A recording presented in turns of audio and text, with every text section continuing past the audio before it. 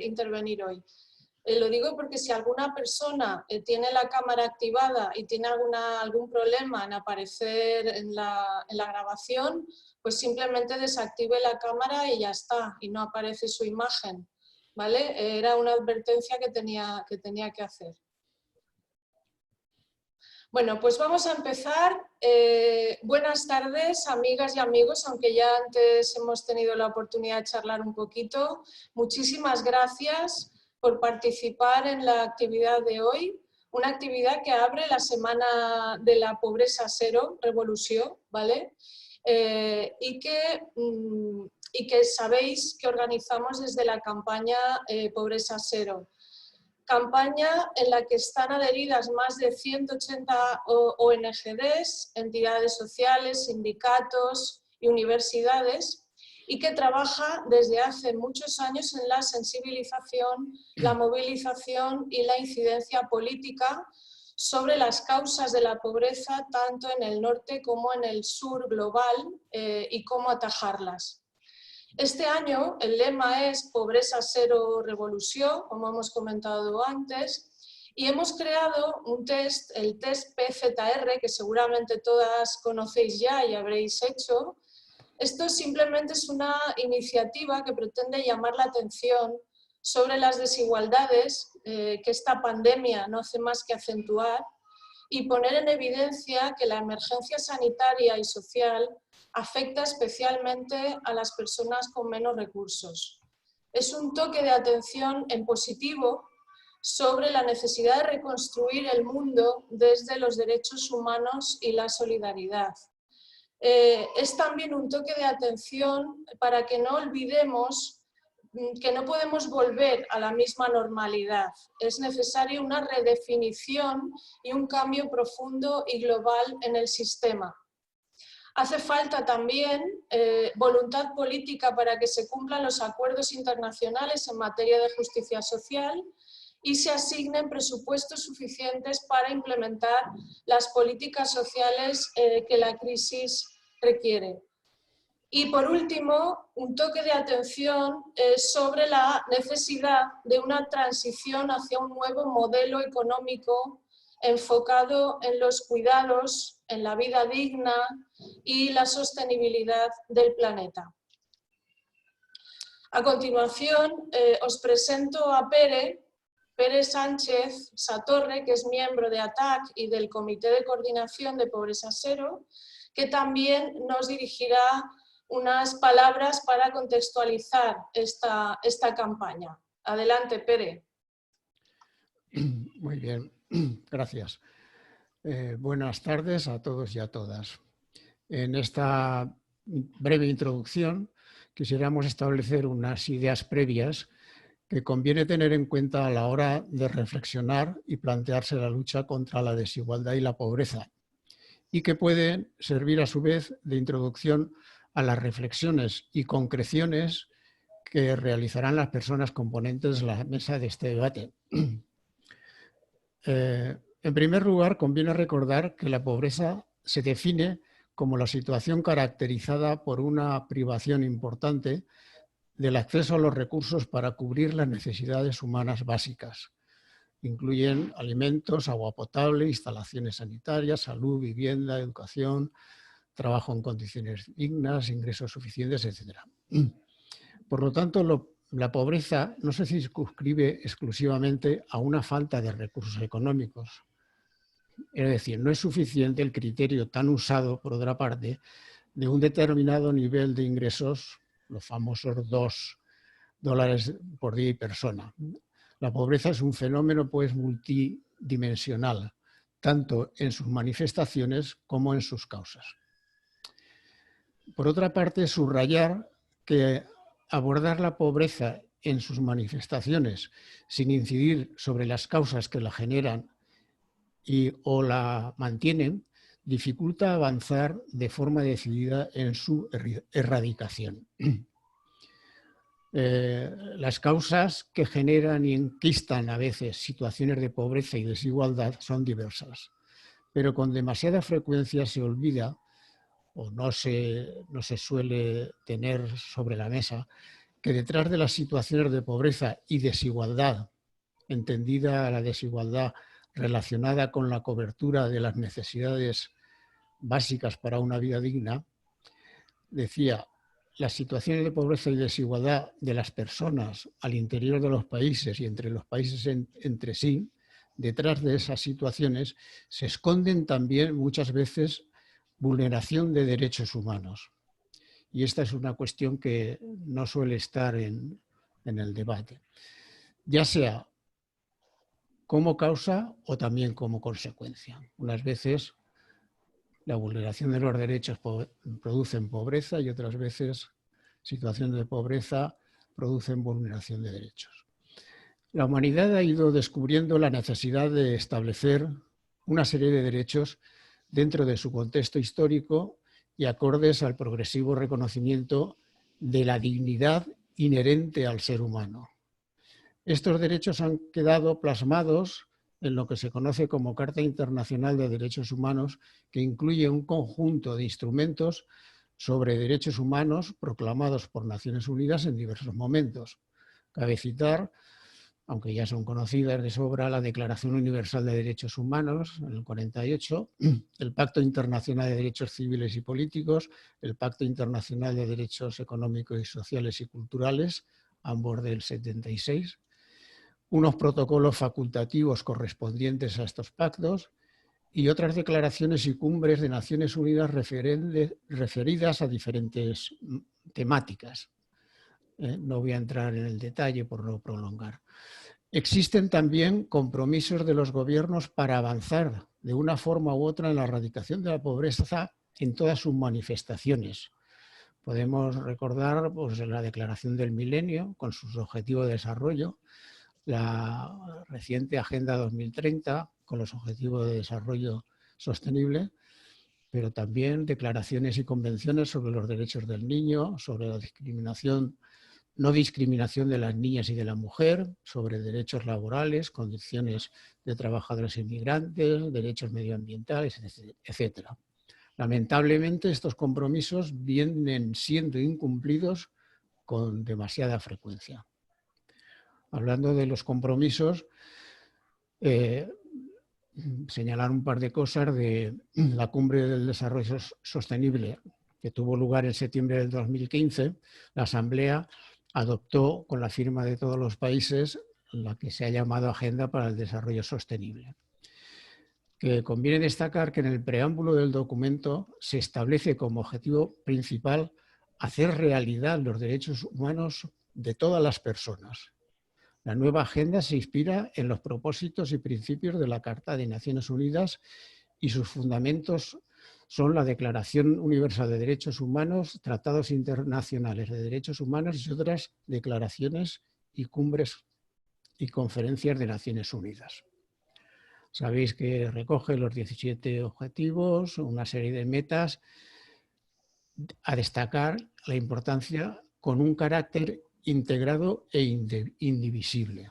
No se puede decir yo me elijo este objetivo o estas metas o estos otros. Los firmantes se declaran resueltos a liberar a la humanidad de la tiranía y de la pobreza, prometiendo no dejar a nadie atrás. Frase muy repetida últimamente por políticos, etc. Y por último, señalar lo que ya todos sabemos. Las situaciones de pobreza y desigualdad, en el sentido antes indicado de desigualdad, en la que en estos momentos se encuentra una parte importante de la humanidad, se enfrenta a una nueva situación. Una pandemia que ha contado con la complicidad de una relación conflictiva del ser humano con la naturaleza y un sistema económico social que prioriza la economía y el propio beneficio por encima de la solidaridad y los derechos humanos. Los efectos de la crisis provocada por la pandemia COVID-19 viene a sumarse a los efectos aún no superados de la última crisis, que empezó en el 2008, y que hizo ya ralentizar, cuando no revertir, los lentos avances que se venían produciendo en las décadas anteriores en la lucha contra la pobreza. Se dice que la pandemia no entiende de fronteras ni de clases sociales.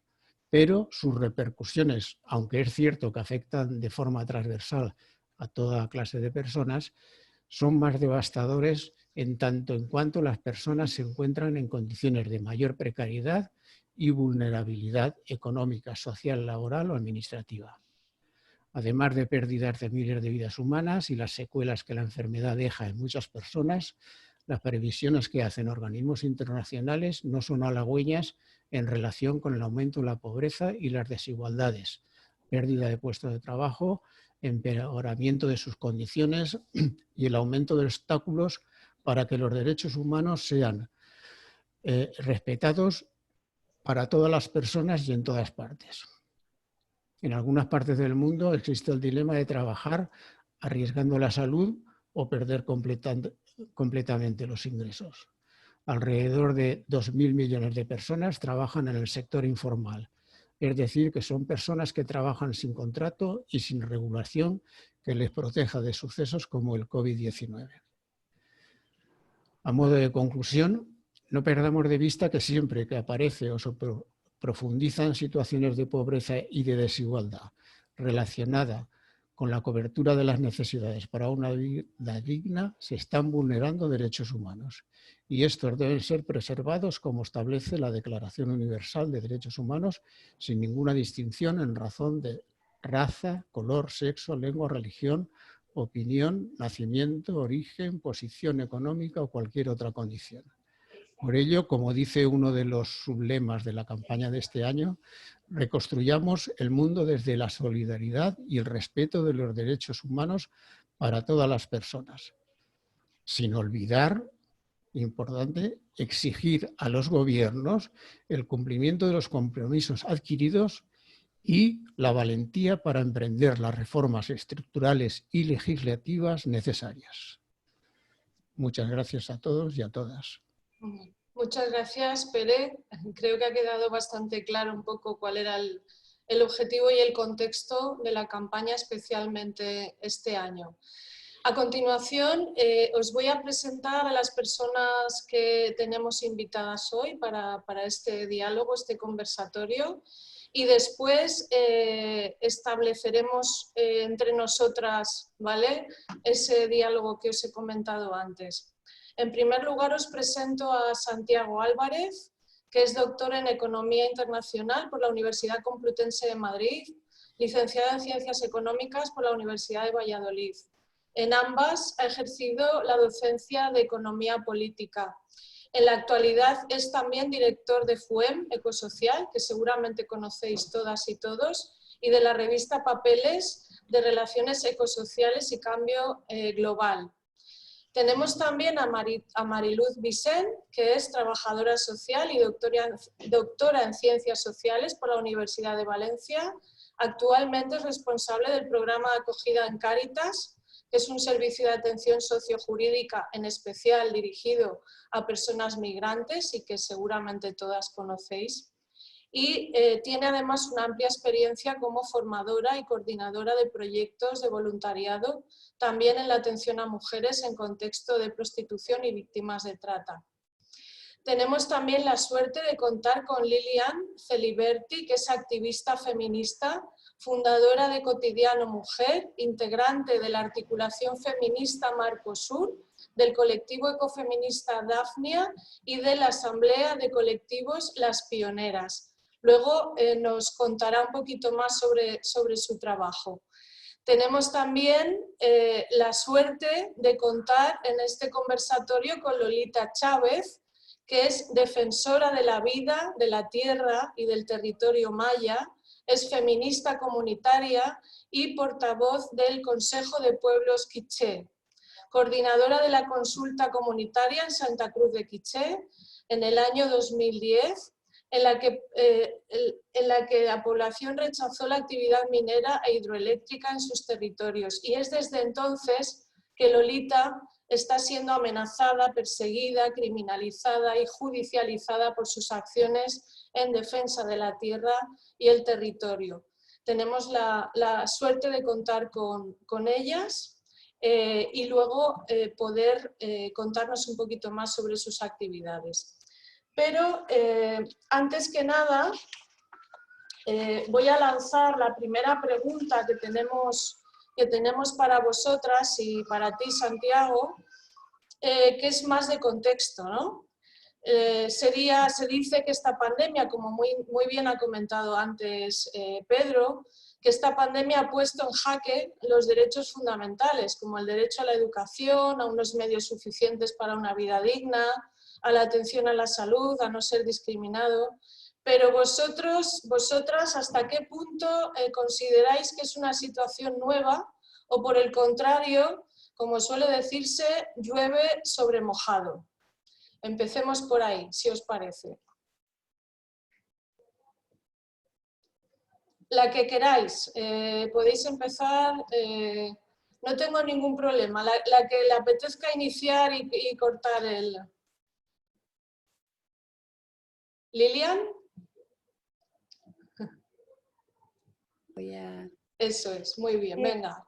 Bueno, a ver, obviamente, primero saludar la iniciativa, un gusto encontrarnos nuevamente con Lolita, porque hace poco tiempo estuvimos en otro debate del Foro Panamazónico, preparatorio del Tribunal de las Mujeres. Bueno, a ver, a mí me parece, quisiera reafirmar el hecho de que en realidad, más allá de que no queremos volver a ninguna normalidad, porque la normalidad es, en realidad, la normalidad es el capitalismo depredador, injusticia, etc.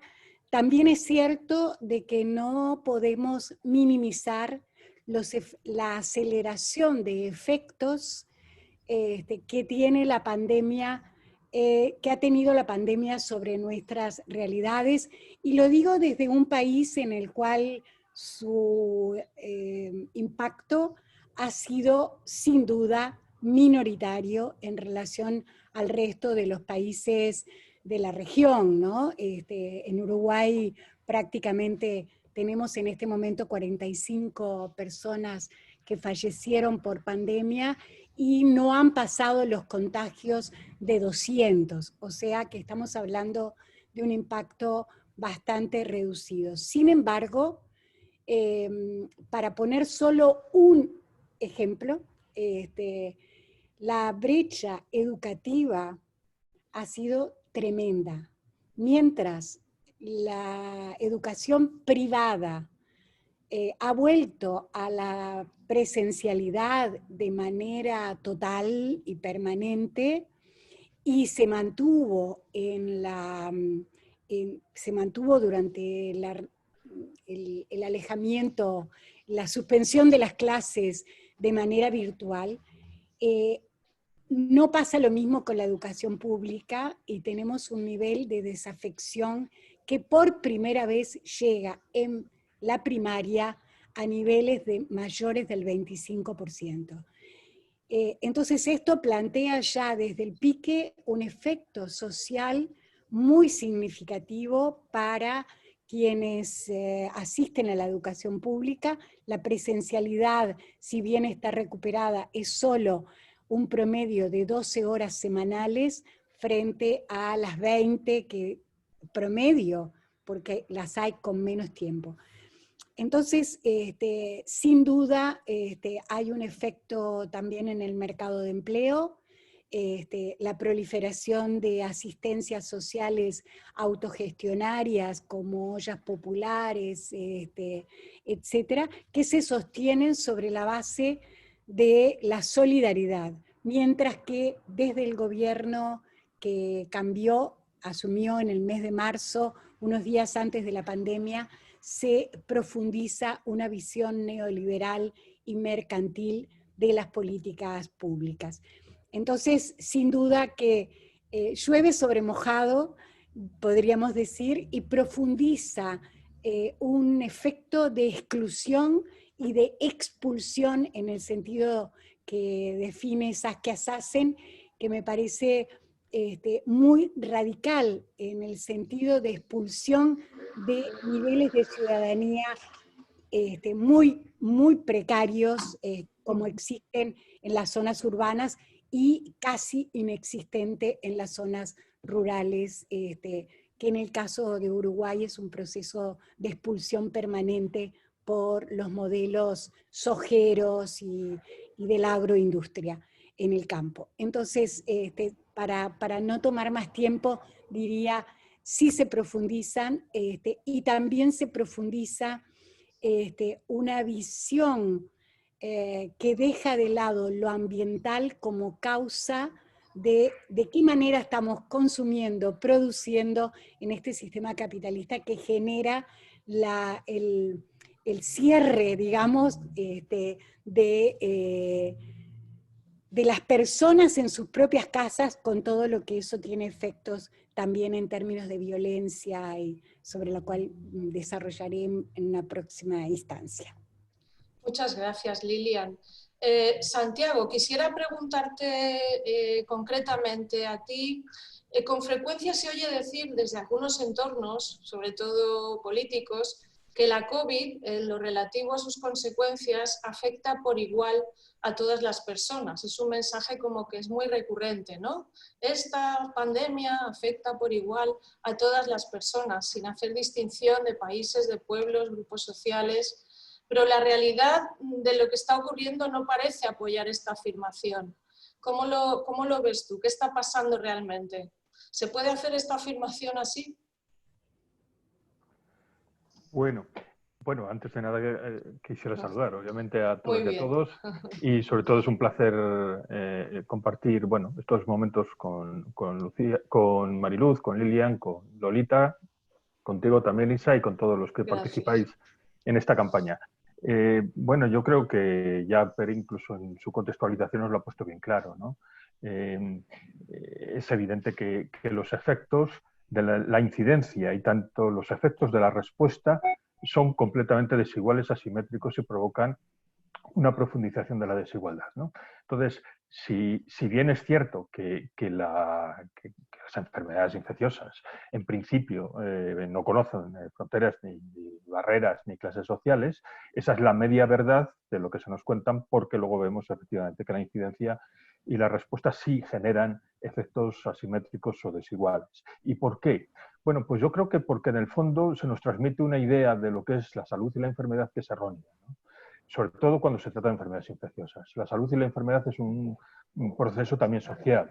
Existen unos determinantes sociales que nos hacen enfermar o nos hacen estar bien, ¿no? Y esos determinantes sociales son los que luego nos marcan estas dinámicas desiguales, ¿no? Es evidente que las condiciones de trabajo, las condiciones de vida en una vivienda, son completamente distintas y nos hacen estar más expuestos o ser más vulnerables al mismo efecto patógeno, ¿no? Por lo tanto, todas esas desigualdades de base, de origen, nos exponen de manera diferenciada ante el problema y hace que la incidencia sea diferenciada. Yo creo que los datos que están saliendo son tan incontestables que lo único que convendría es recordarlos, ¿no? Si fijamos, por ejemplo, la atención en un área del Puente Vallecas, en el área de San Diego, vemos cómo las calles cada vez son más estrechas, los edificios se amontonan, los espacios verdes cada vez son más ausentes. Por tanto, y en consecuencia, la densidad poblacional es mucho más intensa. Coincide curiosamente con que las tasas de desempleo, las tasas de población con los niveles de escolarización y los niveles de analfabetismo son mayores, los niveles de precariedad laboral son también mayores, etc. Y son las zonas de mayor incidencia. El mayor indicador de la desigualdad, y eso lo sabemos los que nos movemos en estos ámbitos, es la esperanza de vida en nacer. Si comparamos la esperanza de vida en nacer de barrios como el barrio de Salamanca de Madrid o Pedralbes en Barcelona y lo comparamos con Nou Barris en Barcelona o con el Puente de Vallecas, vemos que puede haber una diferencia de 10 años. Es decir, la gente que tiene la suerte, entre comillas, de nacer o no en un sitio, puede llegar a vivir 10 años más que sus conciudadanos que nacen en otros lados, ¿no? Por lo tanto, esa desigualdad está ahí en la raíz de cómo somos vulnerables al problema, pero luego también están en la segunda parte de la película, que son las respuestas, ¿no? Es decir, el tipo de respuestas que dan a la pandemia pueden generar también desigualdad. Y aquí hay, y con esto quiero terminar para no acaparar más la conversación, un tema que nos requeriría cierta reflexión, y es que hay políticas que parece que son necesarias para poder controlar la pandemia, pero que pueden ser exitosas en el campo de la salud, pero que sin embargo generan desigualdad. Y ahí nos sitúan en un dilema difícil de lidiar o de resolver, ¿no? Voy a poner varios ejemplos, ¿no? Es decir, se dice, bueno, tenemos que intentar garantizar el máximo distanciamiento, tenemos que favorecer en la medida de lo posible el teletrabajo, tenemos que garantizar ciertos grados de confinamiento, etc. Claro, pero esas medidas tienen efectos desiguales. Es decir, el confinamiento no es lo mismo en una casa que en otra. La escolaridad se ve afectada por la presencialidad o por la virtualidad de la enseñanza, ¿no? No todo el mundo puede teletrabajar, hay trabajos que no lo permiten, ¿no? Y entonces ahí ya vamos viendo cómo unas medidas genéricas que en principio garantizarían cierto éxito en el plano de la salud pública, sin embargo, tienen unos efectos que muchas veces no son acompañados. Al final hemos visto, y esto se ha visto bien en el caso español, en el caso de este país, cómo las medidas mejores en el campo de la salud pública han sido medidas que no son sanitarias y tienen que ver fundamentalmente con cuestiones como los ERTEs, que han evitado un proceso de crecimiento del desempleo masivo que en otras condiciones se hubiera dado, o, aunque se han gestionado muy mal y está en cuestión su propia eficacia, la iniciativa del ingreso mínimo vital, ¿no? Entonces, esos elementos de desigualdad presentes también en las respuestas, es importante que las tengamos en cuenta. Y con esto termino. Hay un tema que a mí me preocupa especialmente, ¿no? Y es cómo todos los esfuerzos, recursos se van desplazando en el ámbito sanitario desde el conjunto de lo que podríamos llamar enfermedades a la COVID. Y eso está generando probablemente esa brecha de mortalidad que ha detectado el Instituto Carlos III en relación con las mortalidades del COVID. Esto lo que nos está mostrando es que hay otras muchas afecciones que nos están atendiendo. ¿Y qué ocurre? Pues que aquí vemos otra brecha de desigualdad profunda. El rico puede permitirse ir a un centro privado a hacerse el seguimiento de esas afecciones. En cambio, los sectores populares tienen mucha dificultad para poder ser tratados ante la irrupción del COVID. De nuevo, una nueva brecha de desigualdad que probablemente explique buena parte de ese exceso de mortalidad que se explica y que no es debida al COVID. Muy bien, muchas gracias, Santiago. Muy clarito está lo que estáis comentando. Ahora me gustaría dirigirme a Lolita. Hola, Lolita. Me gustaría preguntarte concretamente a ti. Los mensajes que se están lanzando desde los medios de comunicación de masas coinciden, esta visión que ellos lanzan, estos mensajes, ¿coinciden con lo que está pasando en vuestras comunidades? ¿Cómo lo ves tú esto? Bueno, muchas gracias. Yo agradezco la invitación a las 180 organizaciones. Me emocionó bastante escuchar de esta semana de pobreza cero. Yo diría empobrecimiento cero porque es causado también, no es una pobreza que está así como por así, sino son causas, hay causas que originan el empobrecimiento, o sea, no nacemos pobres porque se nos dio la gana ni porque nos tocó vivir en un territorio, sino hay planes de exterminio, planes de saqueo, en donde la raíz de los problemas, y Europa tiene mucho que ver, como Estados Unidos, como lo hemos dicho. Agradecer también porque, bueno, esta mesa me encanta también volver a ver cabal, como dice Lilian, y recordar Alicante y cómo nos hemos acuerpado y abrazado. Extraño mucho abrazarnos, realmente yo lo que quiero es que ya pase esto para volver a sentir las energías que puede reencontrarnos y que esas memoria celular tan perversa que está quedando no quede y que esos abrazos no queden en el olvido. Dicho esto, decirles que no, que lo que están diciendo principalmente las empresas de ataque cibernético, de comunicación global, no es lo que está pasando en los territorios, mucho menos los territorios de pueblos originarios. Es indignante cómo en cualquier lado donde estemos la hemos pasado muy mal.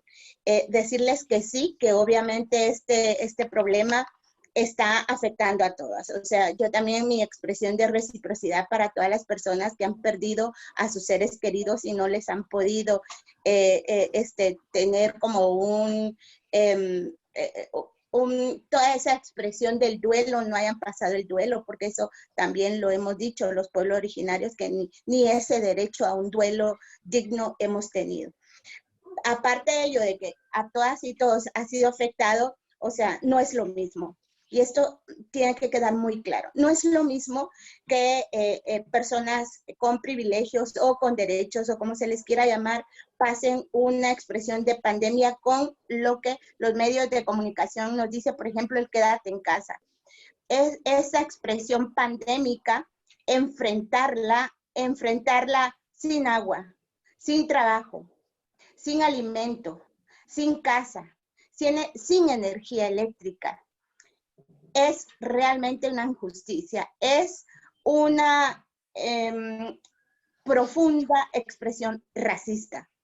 Y esa expresión tiene que quedar en la historia, o sea, tiene que quedar muy claro porque el gran problema que los medios, yo me acuerdo cuando empezaron a pasar los primeros impactos que estaba causando esta pandemia, nos decían que se hablaba del impacto de la fase terminal, o sea, y siempre lo siguen haciendo. Si ustedes siguen escuchando las estadísticas, nos habla de, bueno, cuántos muertos y cuántas muertas, cuántas personas muertas. Y generalmente un ataque muy perverso a las personas adultas, las abuelas y abuelos, diría, es un ataque perverso hacia esa generación. Yo quiero dignificar la historia, la memoria, la sangre de las abuelas y los abuelos.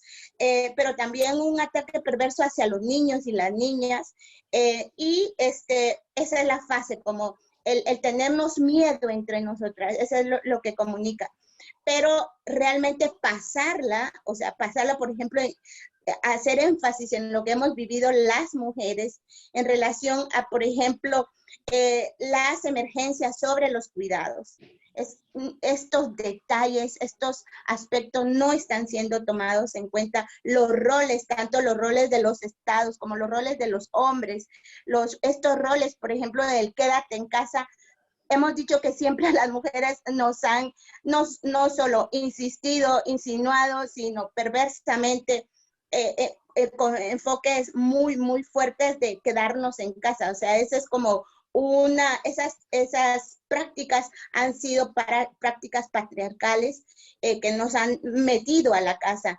Y ese llamado para, por ejemplo, las mujeres también ha generado recarga de trabajo, ha generado también volvernos a meter a espacios cerrados, privados y no seguros, y eso desde el inicio no se tocó. O sea, los protocolos de seguridad, de protección y de salud no tocaba el tema relacionado a la violencia. Y dentro de las primeras expresiones que nosotras tuvimos entre el llamado que nos hicimos, empezamos a ver que lo primero que pasábamos no era el contagio del COVID-19, sino el contacto con la violencia nuevamente. Entonces, esto es una situación que hay que seguir remarcando los impactos, pero también la participación laboral. En muchas de nosotras quedamos en la situación de no tener la posibilidad de trabajar. La situación también de nuestros tiempos que para nosotras son tiempos también que muy limitados. Estos tiempos han sido con situaciones perversas de exageración de recargas. Ahora, ¿qué está pasando en los estados? Está haciendo una situación bastante diferenciada. Tampoco está saliendo esto a luz. O sea, por ejemplo, en Guatemala no está saliendo que la situación de salud está en condiciones desastrosas. El Sistema Nacional de Salud tiene presupuestos insuficientes, infraestructura obsoleta, el desabasto, los insumos y medicamentos eso que no haya medicamento es constante, el personal médico y paramédico trabaja en pésimas condiciones, la corrupción aumentó, las situaciones de remilitarización se exacerbaron, y esa es una situación que tiene que salir a luz, que no podemos silenciar, porque el silenciar también es impunidad. Yo creo que esa relación de la lucha por el alimento, un alimento no solo de la tierra, sino un hambre que tenemos por la dignidad y la justicia, tiene que prevalecer por la dignidad de nuestros seres, no solo nuestro territorio dentro de un caminar de vida en comunidad, sino nuestro cuerpo también. O sea, necesitamos sanar y no solo liberarnos de una expresión pandémica, sino de todas sus secuelas y todo lo que acarrea lo que ya teníamos. O sea, ya veníamos con expresiones desiguales y con expresiones de violencia cuando vino esta expresión de pandemia, y nos va a costar salir. O sea, creo que tenemos un desafío grande. Efectivamente, llueve sobre mojado otra vez, ¿no? Por lo que comentábamos antes. Mariluz, en concreto, a mí me gustaría preguntarte un poco sobre lo mismo, ¿no? Desde vuestra organización, desde donde tú estás trabajando, ¿qué visión tenéis, ¿no? con lo que está pasando, y si coincide con estos mensajes que nos llegan, ¿no? Por todas partes, sobre todo por los medios de comunicación masivos? Sí, sobre todo, bueno, muchísimas gracias por haberme invitado. Es para mí un reto porque es mi primera vez que hablo en público con más gente. Gracias. Lo harás muy bien seguro, no te preocupes. Y la verdad es que lloveré sobre mojado porque lo han comentado ya todos, ¿no? Pero yo sí que destacaría pues que hay toda una serie de vulneraciones de derechos pues a un trabajo digno, porque incluso personas que antes tenían un trabajo informal, antes del 14 de marzo, se quedaron más de las familias que nos llamaban por teléfono para solicitar apoyo en alimentación aquí en Valencia, una cosa que para nosotros ha sido una situación que no pensábamos que podía ocurrir. Y bueno, pues ese trabajo informal de muchísimas personas que gracias a eso podían estar viviendo y podían sobrevivir. Claro, hay muchas personas que sí que pudieron acogerse a los ERTEs, ¿no? Pero incluso esos ERTEs bajo una precariedad laboral porque eran a tiempos parciales, entonces al final no alcanzaban, por mucho que podían entrar a posibles requisitos de nuestro sistema de protección social aquí en España, muchísimas veces no han alcanzado esa posibilidad porque sin querer en un sistema hay unos requisitos y si no accedes a esos requisitos hay una exclusión hacia eso. Entonces, gente que en la vida, que nadie iba a pensar que iba a recurrir a los servicios sociales, a Cáritas o a otras entidades, por primera vez nos estaban llamando, por primera vez. ¿Por qué? Porque estaban sustentándose con su trabajo. Era un trabajo para poder tirar adelante. Eso, personas que tenían contratos, personas que estaban trabajando, sobre todo mujeres que estaban trabajando de forma informal, se quedaron sin medios económicos, viviendo, dices, claro, aquí se ataca, dices, la vulnerabilidad no es solo en el trabajo digno, la vulnerabilidad también entraba el derecho a tener una vivienda que no era una vivienda, personas que están viviendo en habitaciones, familias enteras, que incluso sin poder acceder a un empadronamiento, que ahí había una vulneración en el trabajo, vulneración en el derecho a la vivienda, estar viviendo en habitaciones, familias completas, cuando a lo mejor tenían que estar un niño de esa familia, acceder con un único dispositivo al acceso online si podía, ¿vale? Después también nos hemos encontrado personas sin hogar en la ciudad de Valencia, en la provincia, en la que ya de por sí ya no tenían, se le había vulnerado el derecho a una vivienda digna, porque ya estaban sin hogar. Esas personas que se ha tenido que trabajar, les ha sido también, muchas no tenían dónde estar. Pero es que además, después, con lo que he comentado, ¿no? el derecho a una buen trato hacia el sistema, ¿no? Es el derecho a un acceso a la buena administración. Entonces, ahí hay otra vulneración de derechos porque personas que no tenían acceso a cuentas bancarias, porque no pueden abrir una cuenta bancaria, sobre todo personas migrantes, sin permiso, sin permiso de residencia, eso les impedía poder solicitar las ayudas de emergencia. Y después, un poco como ha comentado Santiago, el esperado ingreso mínimo vital, aquí, yo claro, estoy hablando desde la perspectiva del norte, ¿no? Desde la perspectiva de lo que es España, ¿no? Yo no puedo hablar de otras cosas, pero ahí ese derecho también que ya se está colapsando, no hay al tener una buena administración, personas que no pueden acceder porque tienen una brecha digital, porque son analfabetos digitales, eso es otra vulneración. Entonces, claro, ahí hay toda una infinidad de variables que estas personas pues no pueden disponer o no pueden alcanzar a poder tener una vida digna. También añadiendo un poco, muchas mujeres nos llamaban, ¿vale? Porque estaban confinadas con su persona que le estaba agrediendo, no sabían qué hacer. Entonces, aquí también pues, hay una vulneración en la igualdad de género. Entonces, una infinidad que lo habéis comentado todos, ¿no? Yo tampoco no quiero alargar, ¿no? Pero que yo sí que destacaría el derecho al buen acceso a una buena administración. Cuando la administración pública, todo tiene que ser a través telemático, online, y muchas de las personas que se encuentran en una situación de desigualdad no pueden acceder a eso porque no tienen acceso, sea porque no tengan dispositivos, sea porque no saben y porque hay una desventaja ahí. Entonces también al final se van sumando, se suma todo. Desde tener un trabajo informal, que no tengo el derecho a un trabajo digno, de estar viviendo en una habitación, se me ha vulnerado el derecho a una vivienda digna. Mi hijo no tiene acceso a una clase online porque no tengo a lo mejor los dispositivos correspondientes. Después también, igual, si no tengo el empadronamiento, pues tengo cobertura sanitaria universal, pero no puedo demostrarlo. Bueno, al final es un sinfín de desigualdades y de vulneraciones de derechos humanos que las personas se encuentran atrapadas, y eso pues va a costar.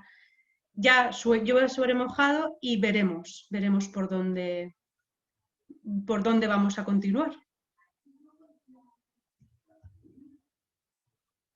Gracias, me había silenciado, decía Mariluz. Ahora sí que me gustaría que todas pues habláramos un poquito brevemente, ¿vale? Porque si no alargaríamos demasiado y no damos oportunidad al resto de la gente a poder hacer reflexiones o preguntas. Pero sí que me gustaría que cada una de vosotras situara de alguna manera qué ha supuesto la COVID, esta crisis sanitaria global, en el agravamiento de cuestiones como el drama de la inmigración, la cooperación solidaria, que está claro que es más urgente y necesaria que nunca ahora, la defensa de los derechos humanos, de las personas defensoras, los cuidados, la puesta en valor de los trabajos reproductivos, la violencia machistas, etcétera. Un poquito brevemente, es verdad que son cuestiones muy profundas, que brevemente es difícil analizar, pero que comentaseis una pincelada cada una de vosotras de qué es lo que, el elemento así que ha supuesto sobre esos temas o que cada una concrete alguno de esos temas, qué es lo que ha supuesto la COVID para estas cuestiones. La que quiera empezar. Empezaré yo. Vale, venga, Mariluz. A ver, yo trabajo con mucha población que ha tenido una movilidad forzosa desde su país de origen. Y fundamentalmente estas personas en este país, en España, hasta que no tengas un permiso de residencia, no tengas una situación administrativa regular, no eres nadie. Entonces, si ya han tenido que venir forzosamente desde su país por sus situaciones de conflicto, por su situación económica. Entonces, cuando vienen aquí, se encuentran bajo muchos frentes a poder alcanzar. Después también muchas de estas personas, por situaciones de su país, están viniendo solicitando la protección internacional. La protección internacional es un derecho que se accede, pero también están teniendo dificultades y el sistema se está colapsando. Se está colapsando y no está dando respuesta a esas personas.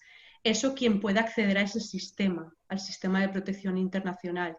Pero las personas migrantes que no pueden acceder a eso porque no hay manifiestamente un conflicto en su país, que eso no es verdad, sino han venido porque tienen situaciones que no son agradables y que muchas veces hay un conflicto, pero eso no consta y como no consta no se visualiza, entonces no pueden acceder al sistema de protección internacional y tienen que esperar a su proceso de regularización, pues inicialmente 3 años. Entonces, todo esto ahora, si antes era complejo, iban buscando trabajos informales, iban medio sobreviviendo, pues ahora va a ser todo un proceso que todavía no pueden empadronarse, no constatan su permanencia aquí en España, no pueden solo pueden acceder a ayudas de emergencia si tienen disponibilidad de una cuenta bancaria abierta. Entonces, todo esto se está complicando porque bueno, pues la economía ya si van a acceder a algo, accederán a trabajos informales en una situación precaria y además siempre sin poder cobrar lo que pueda cobrar. Entonces se enfrentan a situaciones complejas. También hay personas que quieren volver a su país, porque quieren volver a su país y está habiendo también una parálisis ahí para solicitar el derecho al retorno voluntario. Entonces, está habiendo ahí todo una suma de vulnerabilidades con estas personas que vamos a ver por dónde cómo vamos a ver de qué manera se puede poder subsanar, pero bueno, ahí es un poco ese tema. Lilian, hola. Me Sí. gustaría que tú comentaras en relación a la pregunta que había hecho, ¿no? Que ha supuesto la COVID en tu caso sobre el tema de cuidados, la puesta en valor de los trabajos reproductivos, etcétera. Claro, tengo que decir que más que la COVID, diría las políticas gubernamentales, porque hubo un cambio de orientación y todo lo que se había avanzado en el Sistema Nacional de Cuidado se está desmantelando, porque en realidad el nuevo gobierno asume con una agenda de reducción del Estado y por lo tanto un recorte del 30% hecho a rajatabla en todos los ministerios significa recorte de políticas sociales.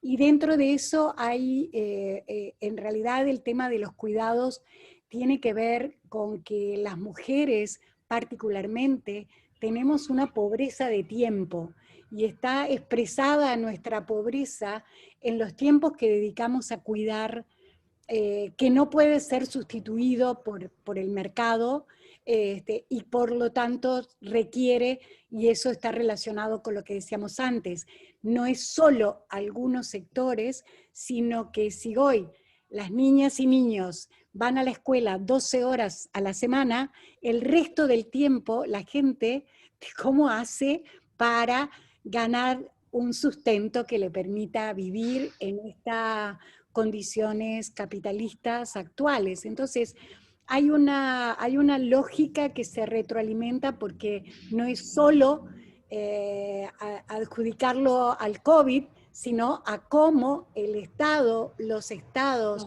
el capitalismo gestiona el COVID. Y cuando decimos gestiona, no es solo las políticas de salud, sino todas las repercusiones. Recuerdo que al inicio del alejamiento voluntario, que así se llamó la política en Uruguay, había una campaña dirigida a no visitar a los abuelos. Y entonces, ¿qué pasó? Que tuvieron que abrir un servicio telefónico de los efectos en la salud mental de la gente que vive sola, que en el Uruguay es un porcentaje de más del 30% de los adultos mayores que viven solos. Entonces, evidentemente se necesita el vínculo y eso no lo sustituye una pantalla. Entonces, me parece que en relación a las políticas de cuidado hay una reducción de las inversiones estatales y eso repercute, y el sector, 3 sectores que son particularmente afectados, que es el gastronómico, el turístico y el del trabajo doméstico, son sectores que involucran en hoteles, hotelería, etcétera, a un porcentaje muy importante de mujeres que hoy están desocupadas. Termino con esto. El sábado pasado hicimos un taller en un barrio popular y entonces se trataba de determinar los tiempos que en el día le dedicábamos a las distintas tareas. Pues la tarea de remunerada prácticamente no tenía horas. Entonces, eso significa un efecto gráfico que podías ver que la mayoría de esas mujeres no estaban teniendo ingresos o lo hacían mínimamente. Entonces, me parece que ese es el efecto y eso nos plantea algunos desafíos que tienen que ver con la territorialización del trabajo feminista, de cuidados, el acentuar la autogestión en los cuidados colectivos como una estrategia importante de autogestión y de autoorganización social. Santiago, ¿tú querías comentar algo en relación a esto? ¿A qué ha supuesto la gestión de la COVID? Muy bien, Lilian, es un matiz importante, no tanto la COVID, sino cómo se está gestionando la crisis, esta crisis sanitaria que se ha convertido en una crisis social, en el agravamiento de todas estas cuestiones que vamos comentando. Bueno, por seguir un poco con lo que acaba de introducir Lilian, ¿no? Yo creo que aquí está un poco el centro de la preocupación y de la cuestión que estamos viviendo, ¿no? Es decir, esta crisis es una crisis de cuidados, es decir, la pandemia es fundamentalmente una crisis de cuidados, y además en un sentido muy amplio, ¿no? Si nos fijamos en lo que fueron los denominados sectores esenciales, esos sectores eran fundamentalmente profesiones, ocupaciones que tenían mucho que ver con lo que habitualmente llamamos cuidados. En los que estaban situados en la esfera mercantil, eran fundamentalmente actividades poco valoradas socialmente y peor retribuidas, normalmente marcadas por la precariedad y mayoritariamente ocupados en muchos de los casos por mujeres. En lo que es la esfera reproductiva o no mercantil, fundamentalmente ocupado por mujeres en trabajos de cuidados a los mayores o a los niños, ¿no? Y ahí lo que nos encontramos es que ante una situación excepcional, entre comillas, porque esta excepcionalidad, digamos, venía previéndose con cierta antelación, a pesar de que nos digan que es como una especie de elefante blanco o de cisne negro, ¿no?, que aparece sin que nadie lo hubiera esperado. Lo que digo es que ante esta situación lo que nos encontramos es que las respuestas del sistema eran las que eran los pilares sobre los que se sostenían o estaban maltratados porque están precarizados o mal retribuidos y peor valorados, o están invisibilizados porque están situados en la esfera reproductiva. Y claro, con esos mimbres lo que nos ha venido es una mayor presión, con las consecuencias que perfectamente acaba de señalar Lilian y creo que está en mente de todos. Entonces, ¿con esto qué quiero decir? Bueno, pues que lo que se nos muestra aquí es una paradoja. Y es una paradoja que es muy difícil de resolver en el sistema económico capitalista, que no tiene más impulso que el lucro o la ganancia y que tiene como motores el productivismo y el consumismo. Y que no sabe situar el cuidado de la vida en el centro de su funcionamiento, ¿no? Y la paradoja que nos muestra la pandemia es la siguiente, y es que la situación social creada por la pandemia en realidad lo que está requiriendo, porque así lo estamos viendo, es de solidaridad y de vínculos de ayuda mutua. Pero las prescripciones sanitarias que se nos sugieren, curiosamente, es distanciamiento social. Entonces, la coincidencia de la solidaridad y separación es un contrasentido aparente, ¿no? ¿Cómo resolvemos esto? Porque, claro, las prescripciones sanitarias son las que nos muestran el camino por donde tenemos que ir para poder preservar la salud pública, pero por otro lado, vemos las dificultades para poderlo hacer desde la única solución que se nos ocurre como posible, porque desde los propios resortes del sistema esto es imposible de resolver, ¿no? Entonces, lidiar con esta aparente contradicción es la cuestión. Es decir, lo que nos tenemos que poner es a pensar en cómo podemos garantizar mecanismos de solidaridad que a su vez permitan garantizar la salud pública. Y esos mecanismos de solidaridad creo que van más ahora mismo, en este momento, por la posibilidad de poder llevar a cabo determinadas políticas que institucionalicen la solidaridad.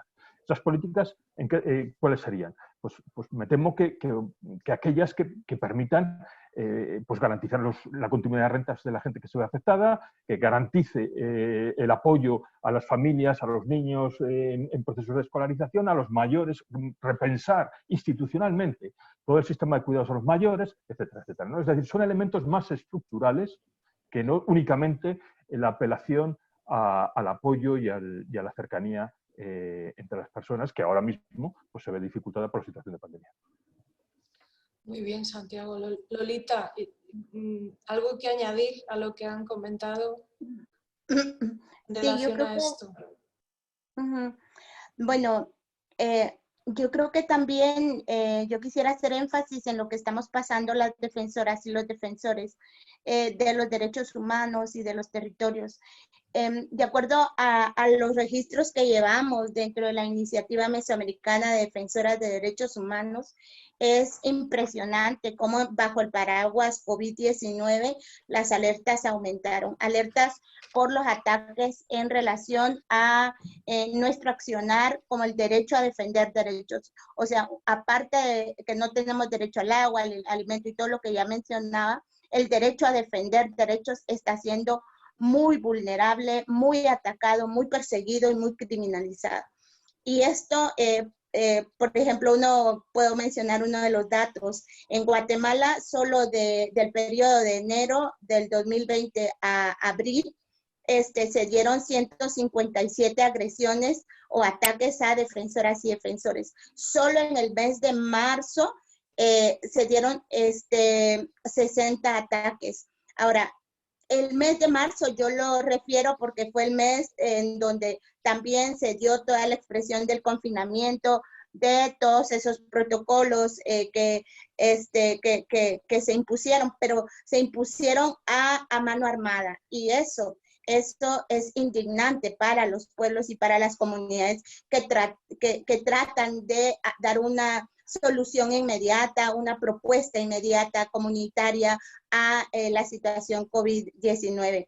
Y si vemos a quiénes son las mayores expresiones de ataques, están siendo a los defensores y defensoras de la tierra, a periodistas, mucho ataque a periodistas y comunicadores y comunicadoras, porque las expresiones de los gobiernos corruptos de Abya-Yala, mal llamado América, ellos quieren como ocultar y utilizar este plan COVID-19 para las mayores expresiones de corrupción que se están dando. La comunidad LGTBIQ está sufriendo fuertes agresiones y obviamente nosotras como pueblos originarios. Entonces, estos ataques sí hay que señalarlos, sí hay que dejarlos porque a nosotras somos un referente de denuncia y eso estamos en la mira, estamos en el ojo del ataque de los medios de comunicación. Yo, por ejemplo, recibí bastantes agresiones a través de los medios de comunicación porque denunciamos la remilitarización, el encarcelamiento y de paso yo quiero denunciar al Estado de Guatemala porque los estados de sitio impuestos también, como toques de queda en nuestros territorios, ha violentado contra autoridades ancestrales, contra bebés, contra niñas, niños, familias y en comunidades en general. Pero algo que quiero hacer énfasis también es que no solo estamos siendo perseguidas, sino que también las empresas no tuvieron confinamiento. Las empresas petroleras, mineras, hidroeléctricas, de monocultivo, en fin, no se confinaron. Entonces, no se confinaron en el sentido amplio de la palabra, en el sentido de las licencias se siguen dando, de los planes económicos siguen permaneciendo. Y en mi caso, por ejemplo, el llevar esa denuncia ha hecho también que yo sufra no solo de persecución, difamación, sino de otros ataques. A mí me indigna tener que estar pidiendo, por ejemplo, un permiso de residencia temporal, el cual en el Estado español no se me ha dado, se me denegó, aunque yo ya tenía el permiso de residencia temporal en primera, el primer permiso ya lo tenía, estoy solicitando el segundo, y en el primer permiso de residencia temporal me decía que no puedo trabajar y yo me quedé confinada en el Estado español, pero también soy perseguida. Entonces, no se entiende qué es ser una defensora criminalizada, no se entiende por las políticas, aunque tengan programas de protección temporal, no se está entendiendo. Entonces, yo sí hago ese llamado a que, por favor, a quienes estamos caminando, a quienes migramos por todos estos ataques, que se nos atienda. Yo denuncio a extranjería porque me han tratado muy mal, me mandan de un lado para otro, me gasto mucho tiempo, gasto dinero, yo soy autónoma, no tengo un trabajo así como asalariado y me han tratado muy mal, han sido muy racistas conmigo. O sea, eso que me dijo la compañera al inicio, de no soy nadie, yo creo que aquí, aunque soy defensora, aquí no soy nadie. Bueno, realmente es estremecedor lo que nos cuentas, Lolita, y efectivamente desde aquí, desde la campaña Pobreza Cero, tratamos de ser precisamente altavoz, ¿no?, de todas estas denuncias, de toda esta persecución hacia las personas que estáis precisamente defendiendo los derechos de todas, en definitiva, ¿no? Los derechos de la tierra, porque allá donde se da una vulneración de derechos, en realidad nos está afectando de alguna manera directa o indirectamente a todas, ¿no? Por tanto, desde acá, todo el apoyo, toda la solidaridad, Lolita, porque, en fin, me nacía decírtelo.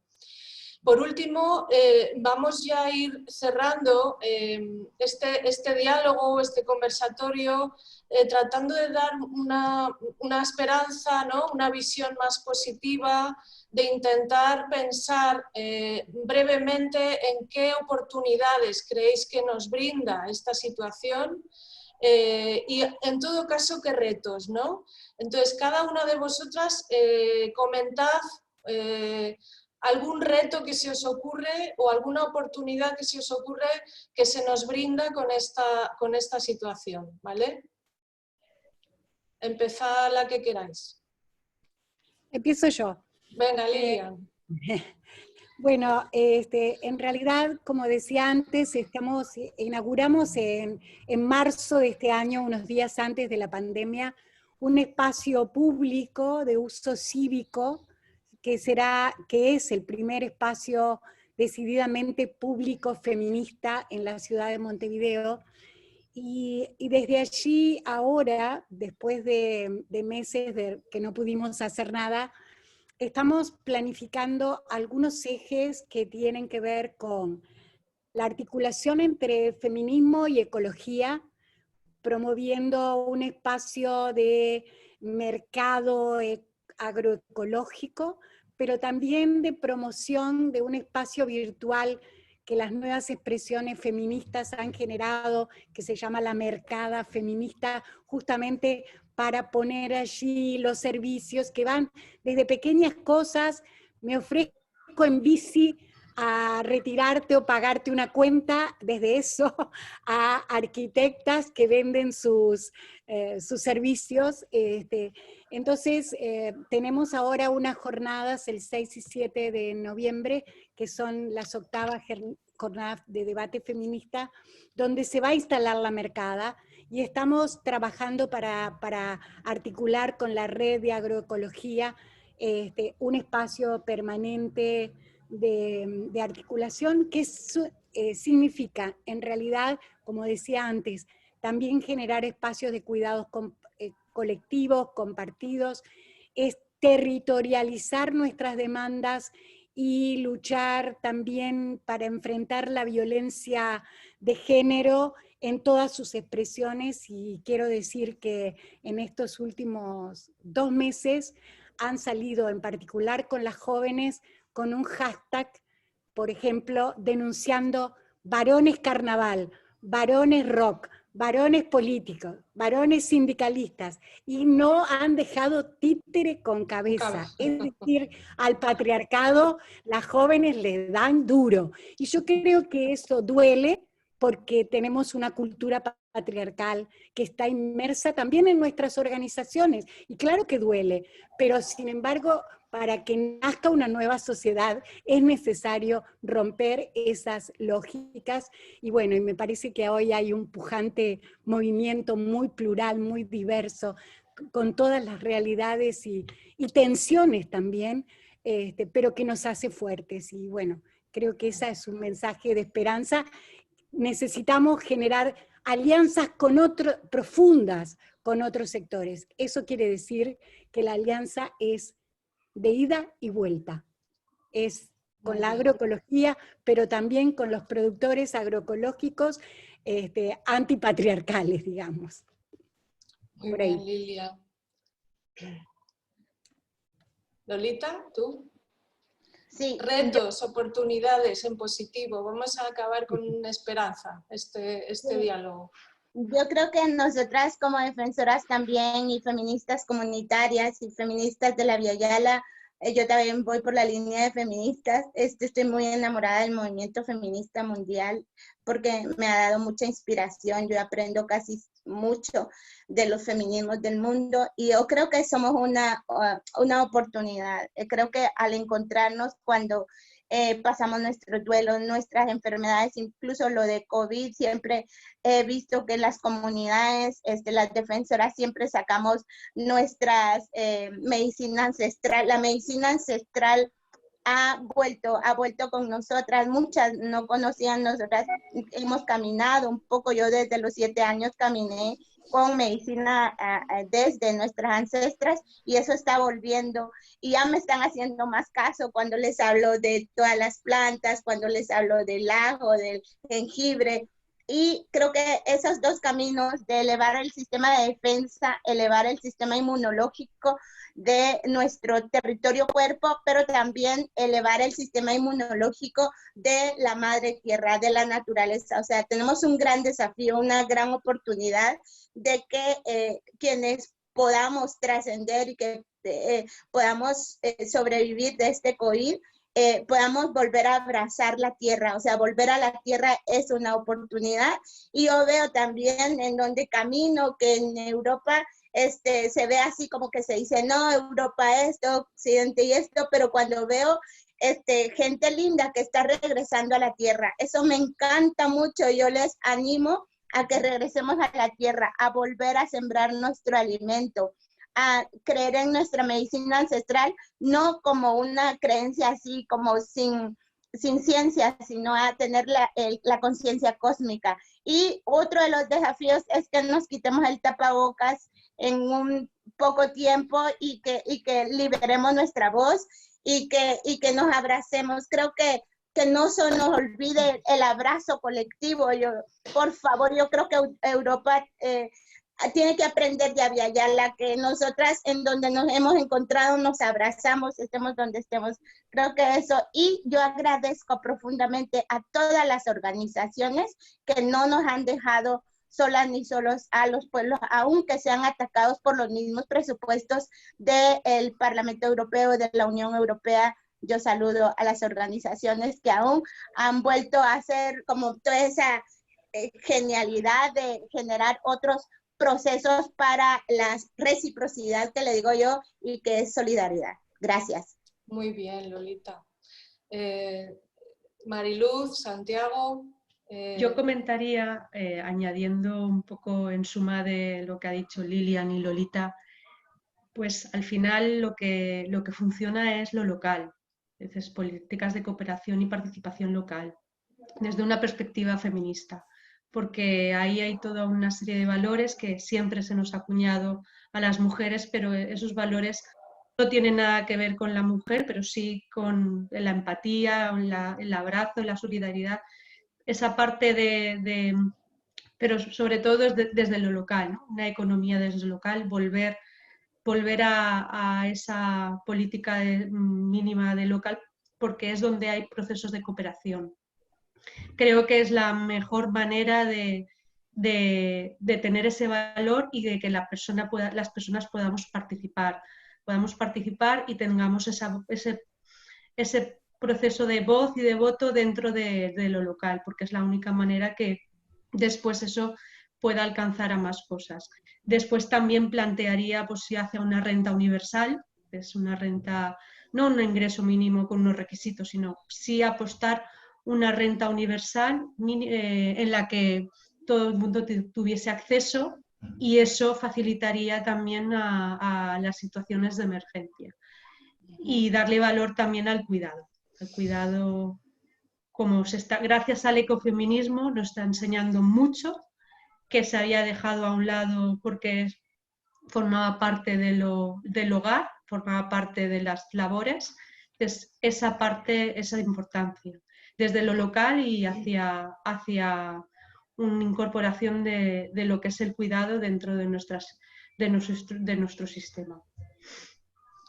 Antes de terminar con Santiago, recordaros que a las personas que estáis por aquí, detrás de las pantallas participando en silencio, podéis a través del chat hacer alguna reflexión o pregunta o pedir la palabra si alguien quiere participar en unos breves minutos que tenemos para terminar. Pero antes, Santiago, coméntanos tú qué retos o qué oportunidades se nos ofrecen en estos momentos. Bueno, yo creo que un reto que tenemos por delante es sacar el máximo partido de dos cosas que creo que están ahora un poco más claras que antes de la pandemia, ¿no? Una de ellas tiene que ver con el hecho de que creo que ahora somos más conscientes de que no enfermamos solos, sino que la salud de todos es la condición para la salud de cada uno o de cada una. El otro hecho es también ser un poco más conscientes de que la salud del planeta y nuestra salud van de la mano. Esos dos hechos creo que hay que agarrarlos con fuerza y no dejar que se diluyan y se olviden con el paso del tiempo, ¿no? Y que solamente se van a poder alimentar y fortalecer en la medida en que tengamos en el centro de nuestros discursos los derechos sociales, para poder precisamente asentar esa idea de que la salud de todos es condición para la salud de todos y de cada una de las personas que forman una sociedad. Daros cuenta que esto se olvidó cuando se quitó a las personas en condición irregular, entre comillas, el derecho al acceso a la universidad universal, no hasta hace relativamente poco en este país, ¿no? Es decir, la defensa de los derechos sociales para poder garantizar los derechos de todos, en este caso de la salud, es fundamental. Y el otro es el de los derechos de la naturaleza, es decir, si la salud del planeta y la salud de la gente van de la mano, y sabemos que esta pandemia tiene en buena medida su origen en el hecho de que hemos comprometido la integralidad de la biosfera, amenazando la biodiversidad y los ecosistemas y los hábitats, los derechos de la naturaleza es la mejor vacuna para poder afrontar esta situación. Yo creo que estos son dos retos y también dos oportunidades, ¿no?, que tenemos planteados encima de la mesa y que debemos defender y evitar a toda costa que se diluyan. Y con esto diría que se nos abren, o de esta manera se nos abrirían una doble oportunidad. Por un lado, la oportunidad de poder replantear cuáles son nuestras preferencias y prioridades vitales. Esta pandemia nos ha mostrado lo que es importante, lo que es esencial frente a lo que es accesorio o lo que no merece tanto la pena. Y esta reflexión sobre la buena vida, lo que significa verdaderamente lo importante y lo esencial, creo que también es otra de las cosas que tendríamos que prolongar a lo largo del tiempo. Para mí me parece verdaderamente una oportunidad. Hasta hace poco prácticamente estaba ausente en la agenda o en la conversación pública, y la otra oportunidad es poder encarar todo este proceso de reconstrucción, más allá de las grandes políticas, ¿no? de nuevos plan Marshall o planes de reconstrucción que nos vienen con fondos europeos, tratar de encarar este proceso de reconstrucción incorporando enfoques más inclusivos, ¿no? Un poco en la línea de lo que estaban comentando las compañeras, de poder incorporar una mirada de género, una mirada ecológica o de restauración y de preservación de la naturaleza, y también una perspectiva social, es decir, que eso no vaya en detrimento a su vez de la necesaria también incorporación de una mirada de clase, porque sabemos, y lo estábamos comentando anteriormente, que los efectos son completamente asimétricos y desiguales. Pues muy bien, muchas gracias compañeras y compañeros. Como os he comentado, tenéis la oportunidad de hacer alguna reflexión, pedir la palabra. Marisa nos envía una reflexión, nos da las gracias. Un placer escucharnos, dice Marisa. Dice: nuestra esperanza, la calle y la lucha, cuando podamos salir así masivamente, esperemos que sea pronto. Cree que ha sido una oportunidad perdida en la regularización de personas migrantes, pero un reto y una lucha pendiente, dice, más necesario que nunca la solidaridad feminista e internacionalista. Un abrazo desde Alacant. Marisa, muchas gracias, de Entre Pobles. Muchas gracias, Marisa. Si alguien más quiere comentar o pedir la palabra, ¿estáis a tiempo todavía?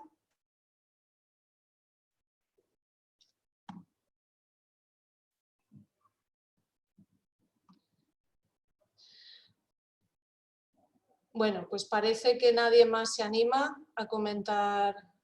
Sí, Johnny, Alexander, mejor dicho, nos dice que es del Máster de Cooperación al Desarrollo de la Universidad Politécnica, que agradece mucho esta oportunidad de escucharnos, y si tenemos más o menos claras las causas del empobrecimiento en el mundo, ¿cómo podemos desde lo local y desde lo particular generar acciones de cambio? Bueno, pues creo que en eso estamos, precisamente, estamos desde todos los ámbitos generando esos procesos y sobre todo siendo también altavoces, ¿no?, de los procesos que se están generando en diferentes territorios y localidades. ¿Alguna cosa más, si queréis contestarle a Alexander, que dice cómo podemos desde lo local y desde lo particular generar acciones de cambio? Es una pregunta muy, muy general que hemos estado contestando todo el rato, ¿no? Con lo cual creo que si ha estado por aquí, alguna idea le ha debido surgir, ¿no?, con lo que hemos comentado. Bueno, pues si queréis comentar para cerrar alguna cosita más. Muy bien. Bueno, pues yo creo que cerramos ya. Hemos estado desde las 5:30, creo que ha sido un espacio bastante amplio en el que hemos estado conversando bastante. Hemos tratado de combinar, ¿no?, respuestas desde el norte y el sur global. Evidentemente coincidimos en lo esencial, efectivamente, y muchas veces los retos, las oportunidades, estamos como conectados, ¿no?, para llegar a un acuerdo, y por lo tanto pues en eso estamos. Feminismo, solidaridad, cooperación, abrazarnos desde la solidaridad, cuidarnos. Han salido muchísimas cosas que creo que deberían de escuchar aquellos y aquellas que tienen la responsabilidad, ¿no?, también desde la gestión política para procurar esos cambios. Bueno, pues muchísimas gracias, lo dejamos aquí y esperemos seguir conectadas desde acá, desde la campaña Pobreza Cero. Esta semana, como sabéis, hoy hemos empezado con esta actividad, pero seguimos con las diferentes actividades y sobre todo desde las redes hagamos de altavoces para que este virus, que es el virus de la indiferencia, podamos atajarlo, ¿vale? Y por lo menos tomemos conciencia colectiva de que hay oportunidades, de que hay retos y de que hay mucho que cambiar y exigir también, ¿no? A quienes tienen la responsabilidad de cambiarlas también. Muchísimas gracias, de verdad. Ha sido un placer. Igualmente. Gracias a vosotras. Chao. Muchas gracias, adiós. ¿Cómo, Lilian? No te oigo. Ah, ahora. Venga. No, que digo que... No, se cortó. Gracias por la posibilidad de este diálogo. Ah, sí. Bueno. Sí, además siempre las diferentes visiones son muy importantes. Sí, y muy enriquecedoras, cierto. Siempre. Muy Gracias. Bien. Gracias a vosotras, de verdad. Ha sido un placer, desde luego. Venga, seguimos. Gracias. Muy bien, besos a todas. Besos. Chao. Chao. Chao.